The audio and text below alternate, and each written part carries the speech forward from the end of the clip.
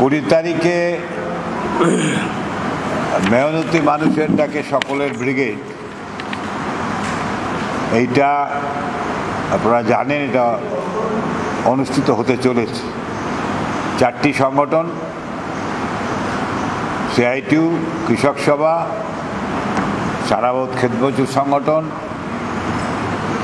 বস্তি মানে উন্নয়ন সমিতি, সবই যেখানে শ্রমজীবী মানুষ, তারা হচ্ছে এই সমাবেশ ডেকেছে।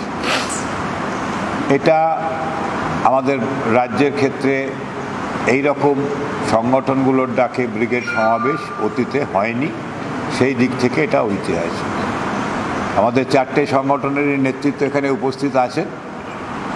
প্রথমে সিআইটিউ সাধারণ সম্পাদক অনাদি সাউ, তিনি আপনাদের কাছে বলবেন। তারপরে অমল হালদার বলবেন কৃষক সভার। তারপরে ক্ষেতমজুরের সংগঠন থেকে তুষার বলবে। আর তারপরে কে বলবেন? হ্যাঁ, ঠিক আছে।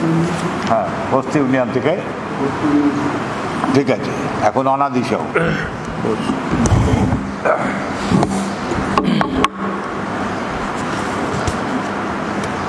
আচ্ছা, নমস্কার। সংবাদ মাধ্যমের সমস্ত বন্ধুগণ, আজকে আমাদের রাজ্যের শ্রমজীবী সংগঠন সিআইটিউ, কৃষক সভা, খেতমজুর ইউনিয়ন এবং বস্তি উন্নয়ন সমিতির পক্ষ থেকে আমরা এই প্রেস কনফারেন্স ডেকেছি। আপনারা জানেন যে সারা রাজ্য জুড়েই প্রস্তুতি চলছে। 20শে এপ্রিল ঐতিহাসিক শ্রমিক, কৃষক, খেতমজুর, বস্তির গরিব মানুষ, শ্রমজীবী মানুষ তারা ডেকেছেন এবং সারা রাজ্য থেকে সর্বস্তরের মানুষ, মেহনতি মানুষ, সর্বস্তরের সাধারণ মানুষ এই ব্রিগেডের সমাবেশে আসবেন এবং আমাদের রাজ্যের স্বাধীনতার পর এই প্রথম এইভাবে যে মেহনতি শ্রমজীবী মানুষের সংগঠনগুলো ঐক্যবদ্ধ হয়ে তারা এই ব্রিগেডের ঐতিহাসিক সমাবেশ ডেকেছে। তার পরিপ্রেক্ষিত হচ্ছে যে আজকে উদার অর্থনীতি আমাদের দেশের কেন্দ্রীয় সরকার, সেই সরকারের যে অর্থনৈতিক নীতি গোটা দেশের মানুষের উপরে, শ্রমজীবী মানুষের উপরে এবং সাধারণ মানুষের উপরে, তাদের জীবন জীবিকার উপরে যে ভয়ঙ্কর আক্রমণ নামিয়ে এনেছে, যার ফলে জিনিসপত্রের দাম সাধারণ মানুষের নাগালের বাইরে।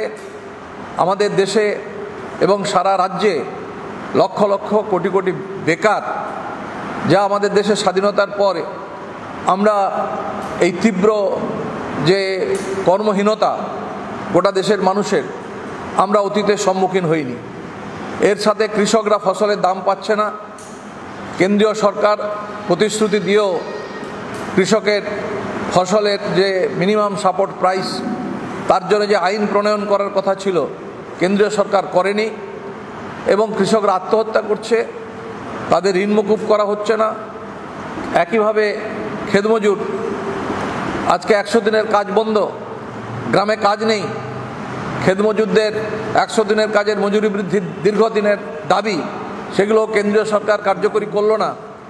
আমাদের রাজ্যে এবং সারা দেশে যখন এইরকম একটা পরিস্থিতির মধ্যে শ্রমজীবী মানুষ দুঃখ, কষ্ট, যন্ত্রণার মধ্যে আছে, তখন কেন্দ্রীয় সরকার শ্রম আইন সংশোধন করে মালিক শ্রেণীর আরও মুনাফা বৃদ্ধি করতে শ্রম কোড লাগু করতে চলেছে, যার ফলে শ্রমজীবী মানুষের যে অধিকার, তার 8 ঘন্টা কাজের অধিকার, ন্যূনতম মজুরির অধিকার, স্থায়ী কাজে স্থায়ী চাকরির অধিকার এবং তার পেনশন, প্রভিডেন্ট ফান্ড, সামাজিক সুরক্ষার অধিকার, যা ব্রিটিশের সময় থেকে আমাদের দেশে আইন চালু হয়েছে, সেই সমস্ত কিছু কেন্দ্রের নরেন্দ্র মোদী সরকার আজকে শ্রমিকদের কাছ থেকে কেড়ে নিতে চাইছে। শ্রম কোড, লেবার আইন সংশোধন করে চালু করতে চলেছে।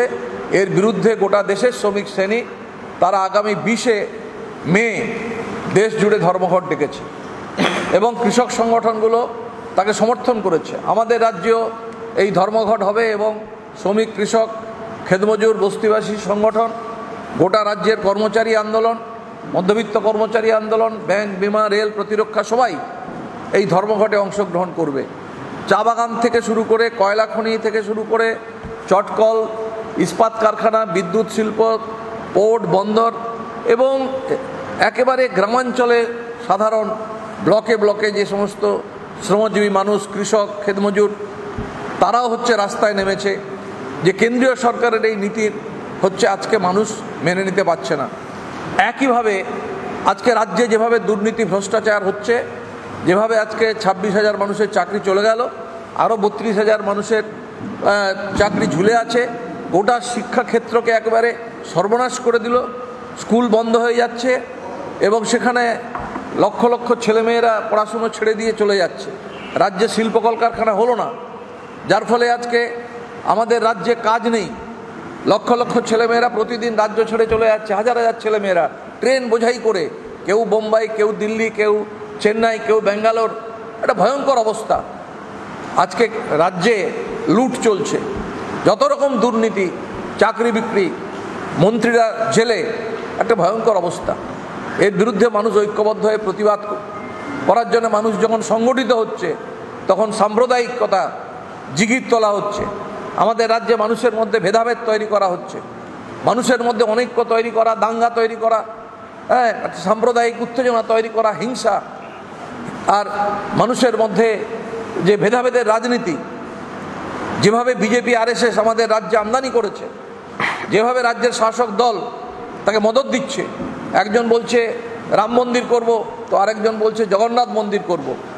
যে গোটা রাজ্যের মানুষের জ্বলন্ত সমস্যা, জিনিসপত্রের দাম বেড়েছে, বেকারি বেড়েছে, কলকারখানার শ্রমিকদের মজুরি বাড়ছে না, তারা কি করে বাঁচবে, কি করে খাবে, সেই সমস্ত বিষয়ে না কেন্দ্রীয় সরকার না রাজ্য সরকারের দৃষ্টি আছে, না দায়িত্ব আছে।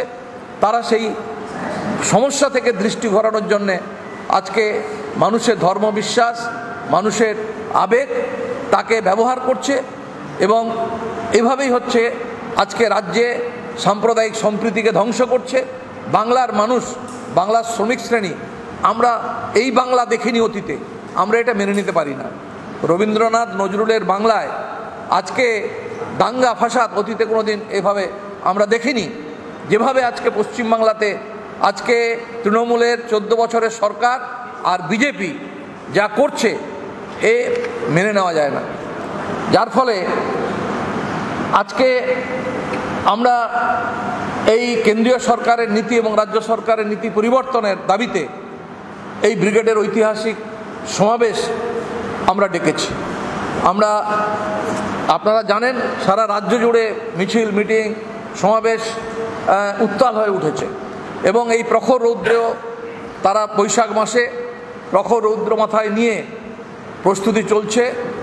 গ্রাম বাংলা থেকে শুরু করে, কলকারখানা থেকে শুরু করে গোটা রাজ্যের মানুষ তারা 18 তারিখ থেকেই ঘর থেকে বেরিয়ে পড়ছে। 18 তারিখ থেকেই, কেউ 19 তারিখ আসবে, কেউ 19 তারিখ রাত্রে বেরোবে, দুপুরে বেরোবে, সকালে বেরোবে, 20 তারিখে সকালে পৌঁছবে এবং আবার 20 তারিখে সকাল থেকে কেউ কেউ মিছিলে রাস্তায় কলকাতা এবং আশেপাশের জেলাগুলোতে তারা তৈরি হচ্ছে এবং কেউ গাড়ি করে আসবেন, কেউ ট্রেনে আসবেন এবং তার প্রস্তুতি চলছে।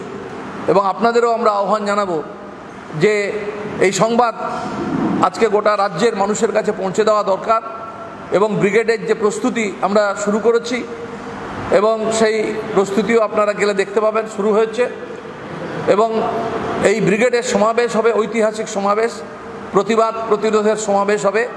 দেশকে বাঁচাতে হবে, দেশের মানুষকে বাঁচাতে হবে, রাজ্যকে বাঁচাতে হবে এবং সেই দাবি আমরা করছি। এবং এই সরকার, এই দুটি জনবিরোধী সরকার, এর বিরুদ্ধে শ্রমিক শ্রেণী, কৃষক, ক্ষেতমজুর, বস্তিবাসী, গরিব মানুষ আজকে তারা ঐক্যবদ্ধ হয়ে রাস্তায় নামছে এবং ব্রিগেডে তার প্রতিফলন ঘটবে। স্থায়ী চাকরি, এমপ্লয়মেন্ট এক্সচেঞ্জ, আপনারা জানেন, এই সবই কার্যত কেন্দ্রীয় সরকার তুলে দিয়েছে এবং সব কন্ট্রাকচুয়াল ক্যাজুয়াল ওয়ার্কার সমস্ত কেন্দ্রীয় সরকারের দপ্তরে, রাজ্য সরকারের দপ্তরে নিয়োগ হচ্ছে। আর সমস্ত ইন্ডাস্ট্রি, কলকারখানাতেও ক্যাজুয়াল, কন্ট্রাকচুয়াল এবং 3 ভাগের 4 ভাগের 1 ভাগ মজুরি দিয়ে শ্রমিক নিযুক্ত হচ্ছে, কর্মচারী নিযুক্ত হচ্ছে, খাবে কি? এবং একইভাবে যে আজকে আমাদের রাজ্যে গত 14 বছর আমাদের অসংগঠিত শ্রমিকদের যে মজুরি, সেই মজুরি সংশোধন হয়নি। লাস্ট যখন আমি শ্রমমন্ত্রী ছিলাম তখন সেই সমস্ত শ্রম দপ্তর থেকে সমস্ত কোরেটরে দিয়ে এসেছিলাম। সেই সময়ে 2011-তে যা ঘোষণা হয়েছিল, তারপরে আজ পর্যন্ত এই 14 বছর আর কোনো মজুরি, শ্রমজীবী মানুষ, গরিব মানুষের সংশোধন, মজুরি বৃদ্ধি করার জন্য রাজ্য সরকার কোনো ভূমিকা পালন করেনি। চা বাগানে একই অবস্থা, 10 বছর ধরে মিনিমাম ওয়েজ ঝুলে আছে। চটকলের শ্রমিকদের ত্রিপাক্ষিক চুক্তি কার্যকরী হয় না। অসংগঠিত শ্রমিকদের যে সামাজিক সুরক্ষার লক্ষ লক্ষ হাজার হাজার কোটি টাকা, সেগুলো খেলা মেলা উৎসবে মমতা ব্যানার্জি সেগুলো খরচ করে দিয়েছে, শ্রমিকদের টাকা, ওটা রাজ্য সরকারের টাকা না। এর তীব্র প্রতিবাদে হচ্ছে গোটা রাজ্যের শ্রমজীবী মানুষ, তারা ব্রিগেডে আসছেন। একটা ঐতিহাসিক সমাবেশ হবে শ্রমিক, কৃষক, খেতমজুর, গরিব মানুষ, বস্তিবাসী মানুষ সবার। নমস্কার অমলদা, আপনি অবশ্যই বিষয়গুলোকে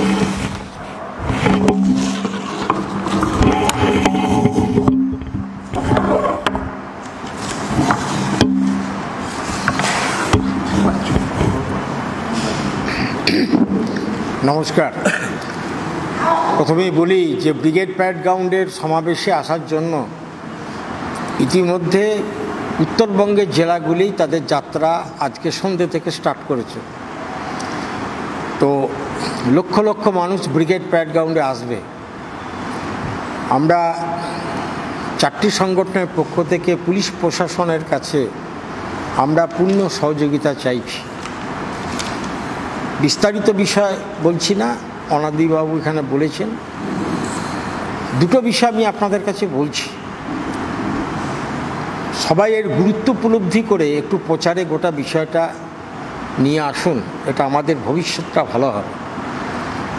ইতিমধ্যেই সবাই জানেন যে কেন্দ্রীয় সরকারের পরিসংখ্যান পরিষ্কার স্পষ্ট করে বলছে যে পশ্চিমবঙ্গে কৃষির উৎপাদনশীলতা ব্যাপকভাবে কমছে।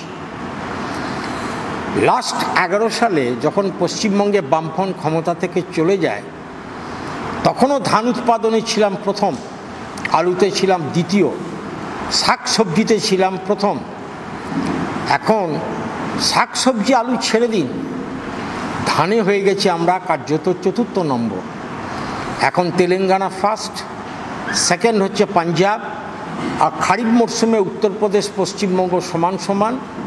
কেউ কেউ বলছেন 4 নম্বর স্থানে চলে গেছে পশ্চিমবঙ্গ ধান উৎপাদনে। তাহলে এই হারে যদি উৎপাদনশীলতা কমতে শুরু করে, তাহলে পশ্চিমবঙ্গের মানুষ যারা ভাত খেতে পছন্দ করেন, ভবিষ্যতে তাদের কি অবস্থাটা হবে? উৎপাদনশীলতা বৃদ্ধি করতে না পারলে মানুষ খেতে পাবে না। সবাই জানেন রাস্তাঘাট, তারপর বাস্তু ভিটে ইত্যাদির জন্য অনেক 3 ফসলা জমি আজকে ঘর বাড়ি তৈরি হচ্ছে, বিভিন্ন কাজে ব্যবহার হচ্ছে। তাহলে জমি কমছে। সরকারের উচিত হচ্ছে উৎপাদনশীলতাকে বৃদ্ধির যে নজর দেওয়া, সেটা রাজ্য সরকারের বিন্দুমাত্র কোনো ভাবনা নেই। বামফ্রন্টের আমলে উন্নয়ন, প্রযুক্তি, সব কিছুর ক্ষেত্রে বীজ গবেষণাগারগুলোতে যে কাঠামোটা ছিল, সেটা ধ্বংসের পথে। কার্যত কয়েকজন কন্ট্রাক্ট লেবার বসে আছে বীজ খামার কেন্দ্রগুলিতে, তাদের কোনো দায়িত্ববোধ নেই।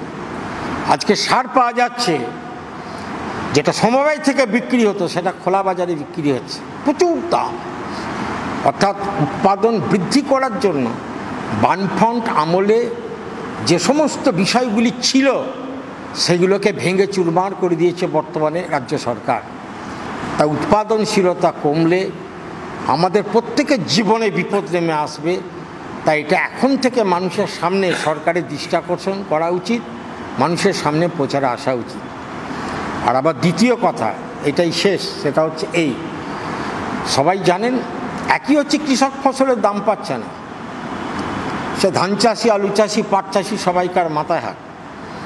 তারপর ভাম্প আসছেন মার্কিন উপরাষ্ট্রপতি আগামী 21 তারিখে, তিনি যে চুক্তিটা করবেন, আর মেরুদণ্ডহীন প্রধানমন্ত্রী যেভাবে মাথা নিচু করে সেটা মেনে নেবেন যে আমেরিকার কৃষিপণ্য ভারতবর্ষের বাজারে ঢুকবে অবাধে, লুট হবে ভারতবর্ষে, একই কৃষিপণ্যের দাম নেই। তারপর যদি আমেরিকার পণ্য বিপুল হারে আসতে শুরু করে, চাষি আর বাঁচবে না। আর আমাদের দেশের কৃষিপণ্য আমেরিকার বাজারে যাবে চড়া শুল্কে। সবটাই বুঝতে পারছেন। এইসব চুক্তি হবার পর একই কৃষকের দৈন্যদশা চলছে গোটা ভারতবর্ষ জুড়ে। সেই দৈন্যদশা আরও তীব্র আকার ধারণ করবে।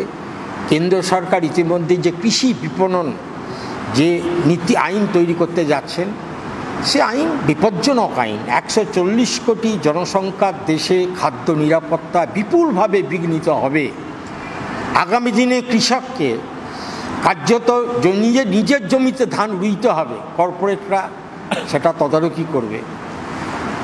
3 ভাগের 2 ভাগ কৃষক আর চাষ করবে না। এই যে একটা বড় বিপদ আসছে গোটা ভারতবর্ষে কৃষিক্ষেত্রে, এগুলো সব নিয়ে তো আলোচনা হবে। তবে আমরা সবাই কৃষিপ্রধান দেশে আমরা বাস করি, আমরা তো সবাই ভাত খাই, প্রতিদিন আমাদের এইসব করতে হয়। আপনারা যদি এই আশঙ্কার কথাগুলোকে যদি একটু প্রচারে নিয়ে আসেন যে দেশ আজ কোন পথে হাঁটছে, তাহলে পশ্চিমবঙ্গের মানুষের ভালো, সবাইকার ক্ষেত্রে ভালো। এইটাই হচ্ছে আমার অভিযোগ।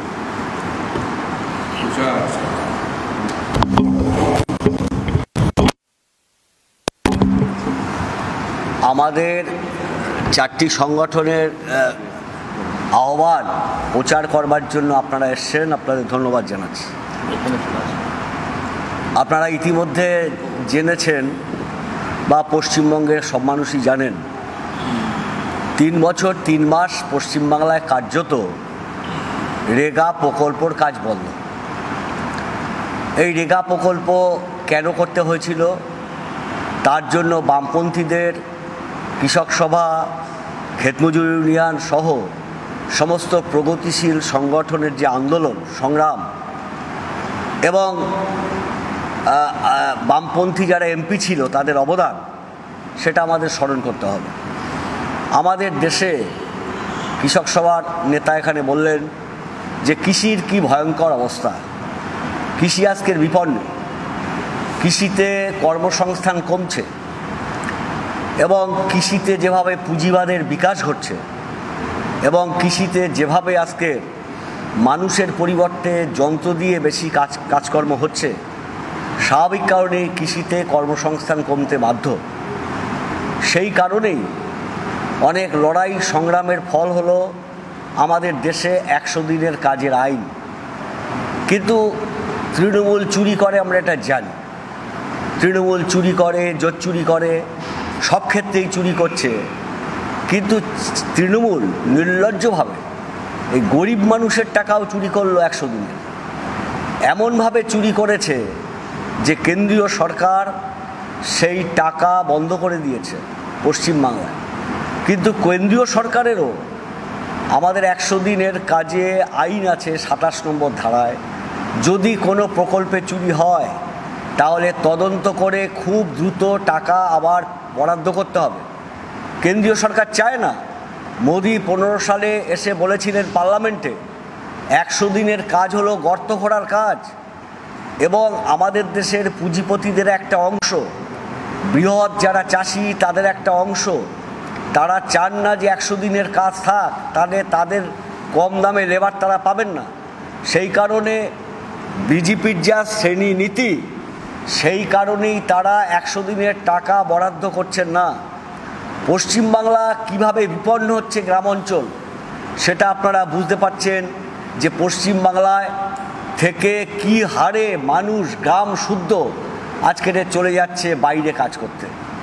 ক্ষেতমজুর ইউনিয়ন কাজ করবার সুবাদে আমরা মাঝে মাঝেই তেলেঙ্গানায় যাই।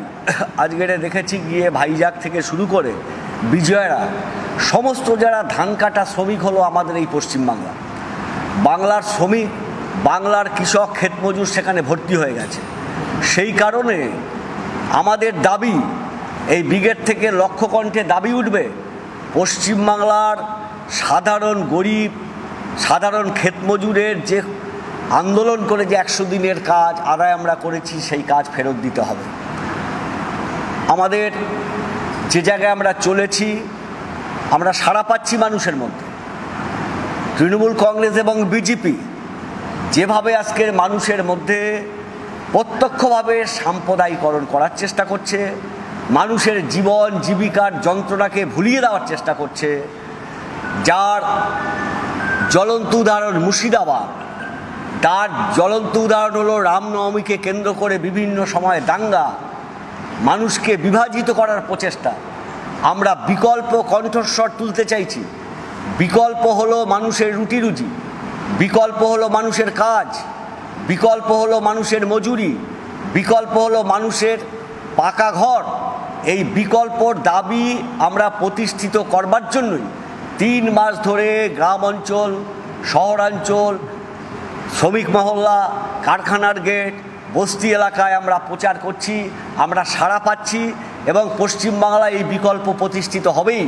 কারণ পশ্চিমবাংলার মানুষ ধর্ম করছেন, দীর্ঘদিন ধর্ম করছেন, শান্তিতে ধর্ম করছেন। একটা গ্রামে যদি আমরা যাই, সেই গ্রামে মোল্লাপাড়া আছে, খাপাড়া আছে, পাশেই বামুনপাড়া আছে, তার পাশেই দেখা যাবে পৌণ্ড ক্ষত্রিয় পাড়া আছে, তার পাশেই মাহিষ্য পাড়া আছে। কিন্তু সেই গ্রাম 700 বছর ধরে টিকে আছে, কারণ এখানে সুফিবাদ আছে, এখানে আউলিয়া বাউলিয়া আছে, এখানে চৈতন্যদেবের ধারা এখানে প্রভাবিত হয়েছে। তাই চেষ্টা বারবার হয়েছে কি করে বিভক্ত করার, কিন্তু বাংলার মানুষ ঐক্যবদ্ধ থাকে। আমরাও মনে করি আমাদের এই 4টে সংগঠন যেভাবে আমরা লড়াইয়ের ময়দানে নেমেছি, আমরা এই সাম্প্রদায়িক বিভাজনকে ঠেকিয়ে মানুষের জীবন্ত ইস্যুগুলোকে সামনে আনতে পারবো এবং এই লড়াই আমাদের চলবে। ব্রিগেডের পরও সেই লড়াই আমরা করব, সেই লড়াই আমরা আদায় করব এবং পশ্চিমবাংলায় সাম্প্রদায়িক শক্তি আর মমতা ব্যানার্জির এই বিভেদগামী শক্তিকে আমরা মাথা তুলতে দেব না। এই উদ্দেশ্যেই আমরা ব্রিগেড ডেকেছি। লাখো লাখো মানুষ ব্রিগেডে সমবেত হবে এবং পশ্চিমবাংলার গরিব সাধারণ মানুষ ভরসা পাবে, সেই পথেই আমরা এগোচ্ছি।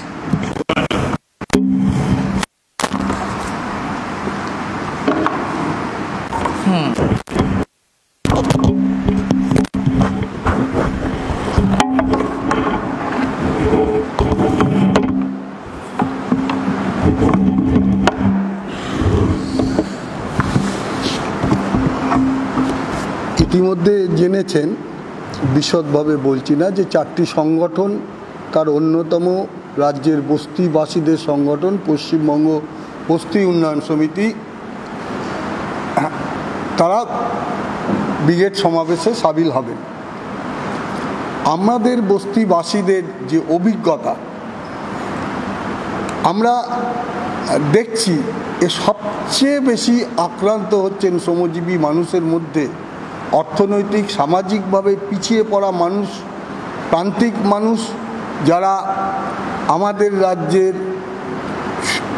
বড় শহর, মাঝারি শহর এবং আধা শহরে যারা বসবাস করেন এবং যারা খুব প্রান্তিক মানুষ, তাদের জীবিকা, তার রুজি রোজগার শহরকে কেন্দ্র করে, বিভিন্ন অসংগঠিত ক্ষেত্রের পেশা এবং সব পেশা খুব উচ্চমানের তা না, এবং তারা এইভাবেতেই হলো তারা দীর্ঘদিন ধরে আছেন। আমাদের রাজ্যে পালা বদলের পর যে সংস্কৃতি আমাদের রাজ্যে শুরু হয়েছে, সবচেয়ে বেশি আক্রান্ত হচ্ছে বস্তিবাসী মানুষ। উচ্ছেদ বেড়েছে, বুলডোজারের আক্রমণ বেড়েছে, আক্রান্ত হচ্ছেন রেল শ্রমিক, রেল হকাররা, আক্রান্ত হয়েছেন স্ট্রিট হকাররা যারা বস্তিতে থাকেন। এবং এই শ্রমজীবী মানুষ আজকে একটা চ্যালেঞ্জের মুখে দাঁড়িয়ে গেছে যে শহরে বসবাসের অধিকার এই মানুষের থাকবে কি থাকবে না। শহরে বসবাসের অধিকার, কারণ আজকে যে আরবানাইজেশন হচ্ছে এবং রেলপথ বলুন, সেতু বলুন, যা কিছু নির্মাণ থেকে শুরু করে সমস্ত কিছু, যার সঙ্গে যুক্ত এই শ্রমজীবী মানুষ। আর এই শ্রমজীবী মানুষেরাই হলো আজকে তারা তার বাস্তুচ্যুত হচ্ছে, আক্রমণ হচ্ছে। কারণ আমাদের রাজ্যে আমাদের রাজ্যে একটা সময় বামফ্রন্ট সরকার ছিল, সেই সরকারের যে নীতি ছিল গরিব মানুষকে শহরে রেখে, বস্তিবাসী সব মানুষকে রেখে নগর উন্নয়নের পরিকল্পনা। এই নগর উন্নয়নের পরিকল্পনার দৃষ্টিভঙ্গিতে আমাদের রাজ্যে ঠিকা টেনেন্সি আইন, যা 1949 সালে তা সংশোধিত হয়েছিল। আমাদের রাজ্যের মিউনিসিপ্যাল অ্যাক্ট, যা গোটা রাজ্যের ওয়েস্ট বেঙ্গল মিউনিসিপ্যাল অ্যাক্ট, যা হলো সংশোধিত হয়ে নতুন আইন, এবং মিউনিসিপ্যালিটিগুলো শুধু বড় বড় শহর না, সমস্ত মিউনিসিপ্যালগুলো তার দৃষ্টিভঙ্গি ছিল এবং তারা তাদের উন্নয়নের মধ্যে যুক্ত করেছিল। আজকে এই গোটাটা যে অধিকারগুলো এই গরিব মানুষেরা ভোগ করতেন, আজকে আক্রান্ত। এই শ্রমজীবী মানুষ, তাদের সুযোগ কমেছে, রুজি রোজগারের সুযোগ কমেছে, মূল্যবৃদ্ধি বাড়ছে, তার চাপ, এবং পরিবারে একসাথে সকলে মিলে কাজ করছে, এবং তাতেও হলো একটা অবস্থা তৈরি হচ্ছে, দুর্বিষহ অবস্থা তৈরি হয়েছে। এই মানুষগুলোর ভিতের উপর যখন আক্রমণ হয়, যখন এই মানুষগুলো রেল বেসরকারিকরণ, আজকে গোটা দেশে বলেছেন রাষ্ট্রায়ত্ত শিল্প বেসরকারিকরণ, আমাদের গোটা রাজ্যে রেলের জমি, রেলের উদ্বৃত্ত জমি কেন্দ্রীয় সরকারের জমি, সেই স্টিল অথরিটি, পোর্ট ট্রাস্ট, এবং এই রকম কেন্দ্রীয় এবং রাজ্য সরকারের এই জমিতে বাস করে আমাদের বস্তিবাসী মানুষের 45%। এই 45% আজকে উচ্ছেদের মুখোমুখি। আমরা এই সময়ে আমাদের অভিজ্ঞতা, আমরা কিন্তু এই ব্রিগেড সমাবেশে আমাদের সংগঠন উচ্ছেদ বিরোধী আন্দোলন, বুলডোজারকে প্রতিহত করে এই অভিজ্ঞতা নিয়ে আমরা ব্রিগেড সমাবেশে এসেছি। আমরা আমাদের উচ্ছেদ বিরোধী আন্দোলনে আমরা কোথাও কোথাও আমাদের আহ্বান সব বস্তিবাসীদের একত্রিত করা, কে কোন জাতের, কে ধর্মের, কে কোন রাজনীতি করেন, এবং দেখা গেছে এই আন্দোলনের চাপে, এবং আজকে যারা রাজ্যের শাসক দল এবং কেন্দ্রের শাসক দল, তাদের যে বিধায়ক এমপি, তারা পাশে থাকতে বাধ্য হচ্ছে, বিরুদ্ধাচরণ করে না। এটা আমাদের হলো পশ্চিম বর্ধমানের বিস্তর জায়গা জুড়ে অভিজ্ঞতা, এবং আমরা এই আন্দোলনের এই অভিজ্ঞতা নিয়ে আগামী লড়াইয়ে আমরা যাচ্ছি, এবং তাকে তীব্র করবার জন্যই হলো আমরা শপথ করছি। এবং আমরা মনে করি যে এই যে বিষয়গুলো আলোচনা হলো, সমাজের সব অংশের মানুষের সাথে বস্তিবাসীরা অবিচ্ছেদ্য না, তাদের দাবি দেওয়া, আমরা সেই লড়াইয়ের সাথী, লড়াইয়ে ঐক্যবদ্ধভাবে থাকতে চাই, এবং আমাদের যে সম্প্রীতির যে ঐতিহ্য, তাকে আমরা বজায় রেখে আগামী দিনে এগোবো, এই কথা আমি বলছি। এটাই আমাদের বস্তি সংগঠন। কিছু বলবে?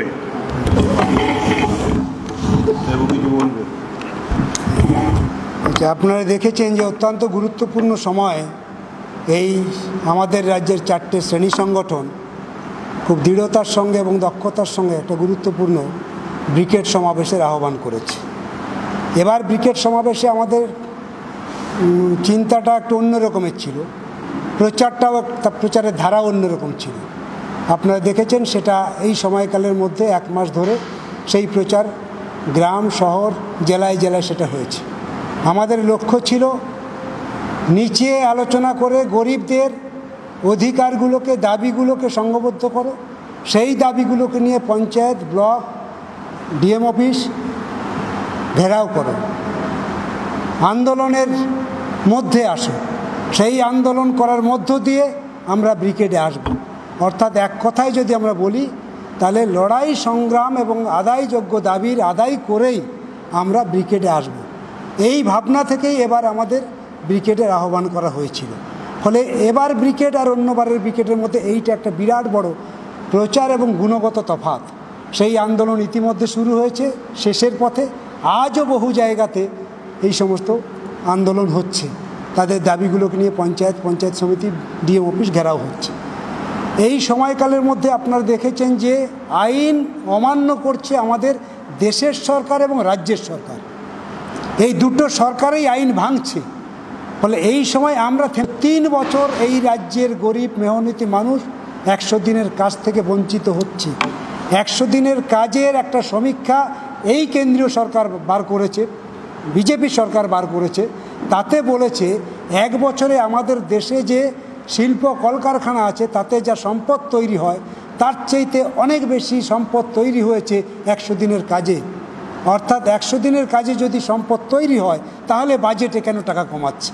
অর্থাৎ ওরা ঘুরিয়ে ফিরিয়ে চাইছে বাংলাকে কোণঠাসা করার জন্য, বাংলার গরিব মানুষকে পরিযায়ী শ্রমিকের খাতায় নাম লেখানোর জন্য।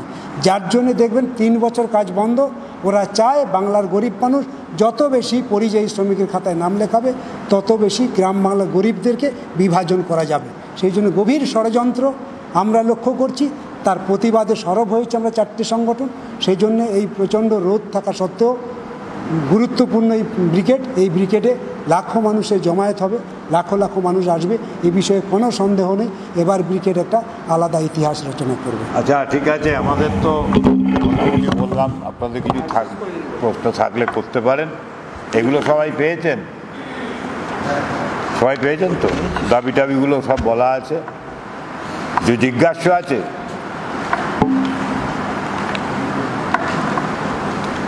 জিজ্ঞাস্য না থাকলে আমরা এখানে, তাই তো, এখানে শেষ করব।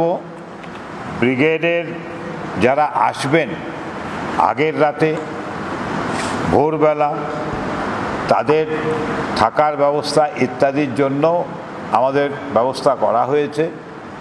বিভিন্ন জায়গাতে, মাঠ ইত্যাদি জায়গাতে আমরা করেছি। আর মাঠেতে পর্যাপ্ত পরিমাণে জল ইত্যাদি রাখা গরমের মধ্যে হবে, এসবগুলো আমরা করেছি। আপনাদের হ্যাঁ, রামলীলা ময়দান হচ্ছে প্রধান থাকার জায়গা, প্রধান জায়গা রামলীলা। তাছাড়া আমাদের এই অফিস আছে, কৃষক সভার অফিস আছে, এরকম নানান জায়গা আছে, কিন্তু অনেকগুলো জায়গায় হয়েছে। প্রধানত রামলীলা ময়দান, ওইখানটাতে আমরা থাকার একটা ব্যবস্থা করেছি। কলকাতায় আমাদের যতগুলো সংগঠন আছে সব সংগঠনের অফিস ইত্যাদি, সিআইটিউর আমাদের কলকাতা, এখানে রাজ্য, আমাদের কলকাতার জেলা, তারপরে হচ্ছে যে কৃষক সভার অফিস, তারপরে হচ্ছে আমাদের শিক্ষক সংগঠন তাদের অফিস, এরকম করে রাজ্যের বিভিন্ন ক্ষেত্রে যেসব অফিসে থাকার সুযোগ আছে সেই সব জায়গাগুলোতে ব্যবস্থা করেছি। আর প্রকাশ্য জায়গা হিসেবে রামলীলা ময়দান আমরা পেয়েছি। আমরা ওয়াই চ্যানেল চেয়েছিলাম, কিন্তু ওখান থেকে পারমিশনটা পাওয়া যায়নি। যাই হোক, তাতে অসুবিধা হবে না। হ্যাঁ, উত্তরবঙ্গের 7টা জেলা, 7টা লক্ষাধিক লোক আসবে, 7টা জেলা থেকে। বলা মুশকিল। এটা ট্রেনটা খুব ভালো, হাওয়াটা খুব ভালো উঠেছে, মানুষের আসার প্রবণতা আছে, এটাই হচ্ছে বাস্তব। কোচবিহার থেকে 2000, জলপাইগুড়ি থেকে 800, এগুলো কৃষক সভা, এছাড়া এইভাবে বলা যাবে না। আমি এটা কৃষক সভাটা বলছি, সরি, সবটা মিলে বলতে হবে তো, সেটা বলা যাবে না। যা অবস্থা প্রত্যেকবারের রেকর্ডকে ছাপিয়ে যাবে। আমরা শুধু একটাই কথা আপনাদের কাছে বলবো, আপনাদের যতটুকু দেবার সুযোগ সেই সুযোগ আমরা দেব। অতিরিক্ত কোনো ব্যবস্থা করা যাবে না মাঠেতে। আপনারা খানিকটা আমাদের ভলেন্টিয়ারদের সঙ্গে সহযোগিতা করে স্টেজে ওঠা ইত্যাদিগুলো একটা ডিসিপ্লিন ওয়েতে করলে মিটিং টিটিংগুলো আমরা সুষ্ঠুভাবে পরিচালনা করতে পারবো, এটা একটা অনুরোধ রইল। আর অমলদা বলেছেন যে আমরা চাই যে মিডিয়া, সেই মিডিয়া জনগণের মিডিয়া হিসেবে কাজ করুক, ফলে এই জনগণের স্বার্থের দাবিতে যে ব্রিগেড, তার প্রচারটা যাতে যথাযথভাবে হয়, এইটা আপনারা দেখবেন। প্রধান কথা হচ্ছে যে ভয়ঙ্কর শক্তি দিল্লিতে আছে, যারা ধর্মীয় মৌলবাদী এবং কর্পোরেটদের সঙ্গে যোগসাজশ করে একটা নয়া ফাঁসিবাদী জায়গায় পৌঁছতে চাইছে, তাকে আমাদের ঠেকাতে হবে।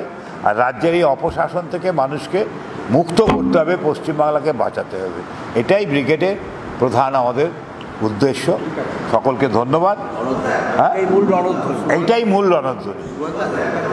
বলছে হ্যাঁ,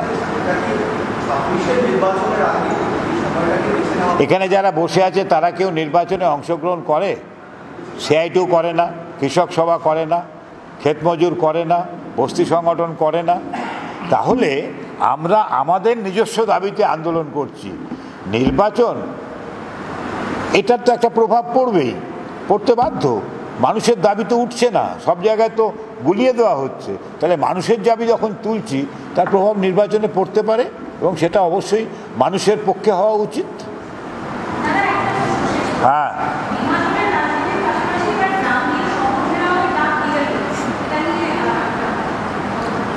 কে বলবেন? বল। গ্রাম দিয়ে শহর ঘেরা, ডিস্টার্ব করার জন্য গ্রাম দিয়ে শহরকে ঘিরবে। হ্যাঁ, সিদ্দিকুল্লাহ ডাক দিয়েছে। এই দুটো ডাকের ফারাক কোথায় খুঁজে পান আপনারা? সিদ্দিকুল্লাহ ডাক দিয়েছে যে গ্রাম থেকে করব, তারপর কলকাতায় এসে 50টা জায়গায় 2000 10,000 করে লোক বসিয়ে অবরোধ করে দেবো। সেটাও তো গ্রাম দিয়ে শহর ঘেরা। তাহলে বিজেপিও করছে। এইটা হচ্ছে প্রতিযোগিতামূলক সাম্প্রদায়িকতার প্রকার। আমরা এটাকে গুরুত্ব দিতে রাজি না। আমি একটা কথা বলি, সেটা হচ্ছে যে গ্রামে শুধু গরিব মানুষ থাকে আর শহরে গরিব মানুষ থাকে না, তা তো না। শহরের আশেপাশে যে শ্রমিকরা থাকে,